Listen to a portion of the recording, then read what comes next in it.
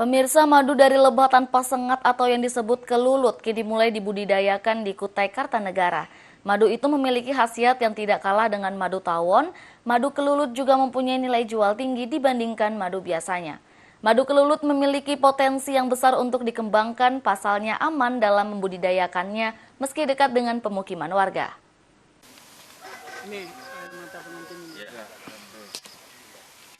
Berada di Kelurahan Bukit Biru, Kecamatan Tenggarong, Kutai Kartanegara, kini madu kelulut kian ramai dibudidayakan oleh kelompok Tani Poktan, pembudidaya kelulut Bukit Madu Alam, dengan memiliki puluhan koloni atau sarang kelulut, serta sejumlah jenis kelulut untuk menghasilkan madu asli.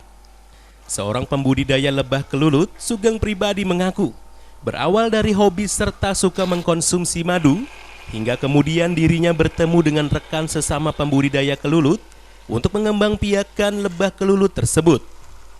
Selama kurun waktu 1 tahun, budidaya kelulut Sugeng pribadi ini makin berkembang hingga sekarang.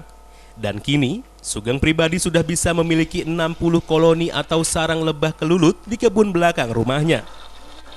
Untuk jenis lebah kelulut yang dibudidayakan Sugeng pribadi bersama kelompok tani, pembudidaya kelulut Bukit Madu Alam ini diantaranya yakni Trigona Itama, Trigona Biroi, Levisep, Pusco Baltiata, Tersisa, dan Terminata. Dalam setiap bulannya, Sugeng pribadi memanen madu kelulut yang kaya kandungan propolis ini bisa menghasilkan 4 hingga 5 liter madu. Sedangkan harga madu kelulut dibanderol Rp600.000 per liternya. Tak hanya itu, Sugeng pribadi juga menyediakan dalam kemasan 250 ml dengan harga Rp150.000. Dan saat ini, dirinya belum mampu untuk melayani permintaan pasar sekitar maupun dari luar daerah. Kalau pas musim hujan, kemungkinan produksi madunya berkurang. Karena koloni kan tidak bisa keluar kan karena hujan.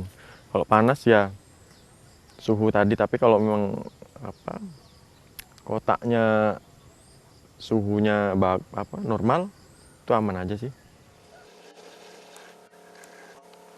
Sementara itu, Ribut Prihatin, pembudidaya lebah kelulut lainnya menyebutkan, budidaya kelulut ini bernilai ekonomi tinggi dan efek dari mengkonsumsi madu kelulut tersebut 10 kali lipat lebih bagus untuk kesehatan dibandingkan dengan madu yang dihasilkan lebah bersengat.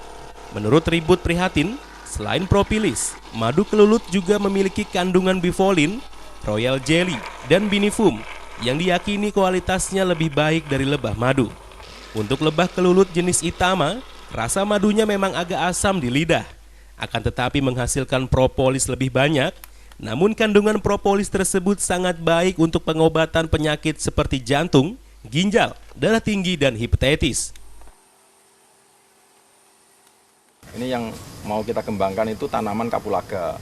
Tanaman kapulaga itu nektarnya itu bisa membuat madu yang dihasilkan nanti itu di tenggorokan itu semriwing. Lebih semriwing itu, lebih kayak mentol begitu. Nah, itu juga kita ketersediaannya kita upayakan seperti itu.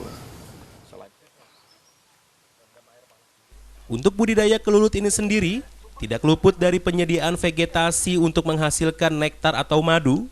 Tak jarang di sekitar sarang kelulut, pembudidaya banyak menanam bunga air mata pengantin, akasia magnium, serta jambu. Selain tanaman bunga, biasanya pembudidaya lebah kelulut ini juga menanam atau mendekatkan sarang kelulut pada pohon yang bergetah seperti mangga, nangka, dan renggas untuk menghasilkan madu berkualitas. Tidak hanya itu, budidaya kelulut ini juga harus didukung oleh suhu normal di kisaran 34–40 derajat Celcius. Lebah kelulut tersebut hewan anti tanaman yang disemprot dengan pestisida, namun harus dihindarkan dari ancaman cicak, kecoak, dan kadal. Dari Kutai Kartanegara, Feruz Abadi, iNews melaporkan.